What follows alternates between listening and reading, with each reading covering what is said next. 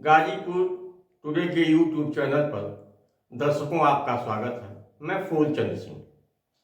Sapa supremo Akhilesh Yadav से जब पत्रकारों ने प्रत्याशियों के चयन पर और नामों के घोषणा पर सवाल किया तो सपा सुप्रीमो पूर्व मुख्यमंत्री अखिलेश यादव ने क्या कहा है आगे के वीडियो में आप देखेंगे।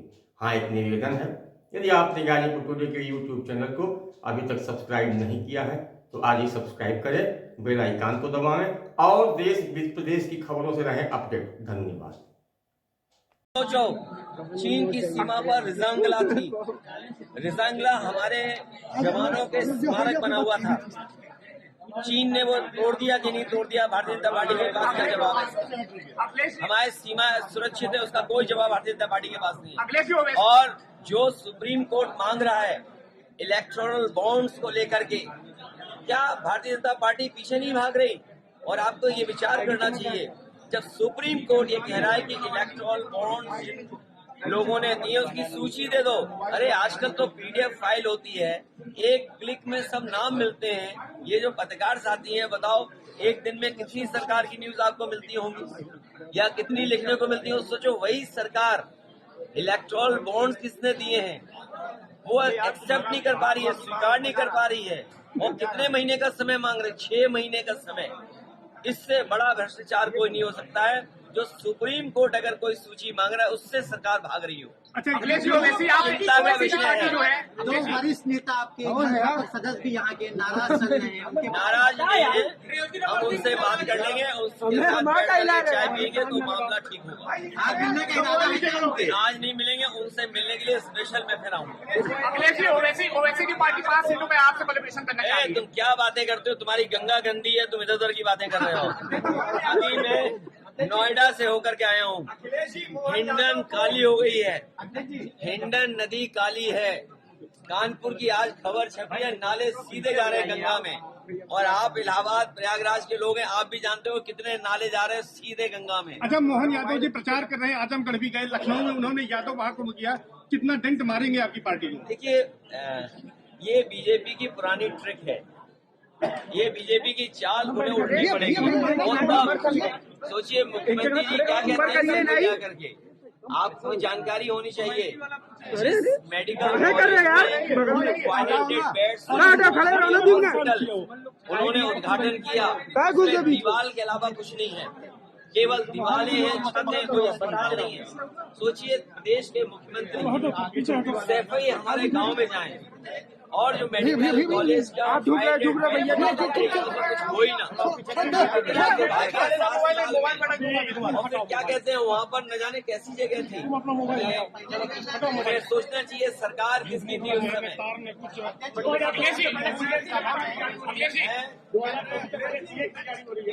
प्रत्याशी बहुत जल्दी घोषित हो जाएंगे और चुनाव की तारीख आते आते जनता भारतीय जनता पार्टी को हराने के लिए तैयार मिलेगी।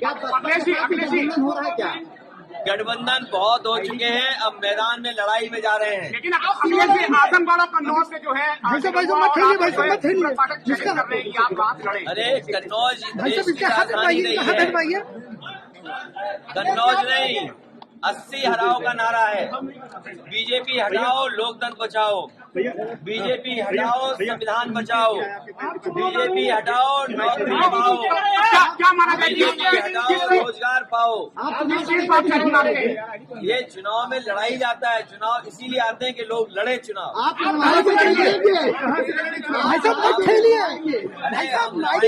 लड़ेंगे भी और सब कुछ करेंगे, आंदोलन को आगे बढ़ाएंगे। अच्छा, आज जो है पूजा पाल जी से मिली है, जो राजनेता हैं या राजनीति करने वाले हैं, हम सब सम्मान के लिए राजनीति करते हैं। राजनीति में राजनेता सम्मान के लिए और कुछ लोग सम्मान के लिए राजनीति करते हैं। ये भारतीय जनता पार्टी की जो नई राजनीति है, जो विकसित भारत का सपना दिखा रहे थे, विश्व भारत का सपना दिखा रहे थे, वो बताओ विधायकों को, मंत्रियों को तोड़ने के लिए पैकेज दे रहे हो। सर्वे से थोड़ा आइडेंटिटी कर लीजिए, थोड़ा सा बचाने के लिए इंडिया गठबंधन एनडीए परिवार को जिताए, यही आह्वान समाजवादी मदरसे बंद करने की बात हो रही है। हमारे उत्तर प्रदेश का देश में ये आजादी है, ये संस्कृत पढ़ाई जाए, मदरसों में पढ़ाई उनके हिसाब से की जाए। मदरसा बोर्ड है और जिन परिस्थितियों में संस्कृत बोर्ड बना होगा, संस्कृत विद्यालय बने होंगे, ये केवल मदरसे बंद नहीं कर रहे हैं, ये संस्कृत के विद्यालय भी बंद कर रहे हैं। जो सुविधाएं नेताजी ने, समाजवादियों ने संस्कृत के शिक्षकों के लिए, गुरुओं के लिए या संस्कृत की संस्थाओं के लिए दिया था, उसको भी छीन रहे हैं। भारतीय जनता पार्टी केवल एक समाज की दुश्मन नहीं है, ये देश को दुश्मन है, देश की। जो पीडीए परिवार जुड़ा है, ये किसका हाथ है भैया? हाथ हटाइए। इंडिया गठबंधन और पीडीए परिवार देश में परिवर्तन लाने का काम करेगा। जो लोग 40 या 400 पार की बात कर रहे हैं, ये इंडिया गठबंधन और पीडीए परिवार मिलकर के इन्हें 400 पर हराने का काम करेगा। आज किसान के सामने संकट है। जो लोग आय दोगुनी की बात करते थे, आय दोगुनी नहीं हुई, किसान का लाभ छीन लिया इन्होंने। और इलाहाबाद से बेहतर, प्रयागराज से बेहतर कौन जानेगा, जहां पर नौजवान अभी अभी सड़कों पे था। आरओ एआरओ की नौकरियों को लेकर के वो धरने पे बैठे थे, वो री एग्जाम की मांग कर रहे थे। उन्होंने, प्रशासन ने, सरकार ने दबाव बनाया, लेकिन मैं बधाई देता हूं छात्र नौजवानों को, जिन्होंने री एग्जाम कराकर ही अपना आंदोलन खत्म किया है। ये कैसी सरकार है जिसमें हर पेपर लीक हो रहा है? ये पेपर लीक नहीं हो रहा है, ये सरकार जानबूझ करके लीक कर रही है। सरकार की नीयत नहीं है, नौकरी देने की नीयत नहीं है, नौजवानों का भविष्य बेहतर हो।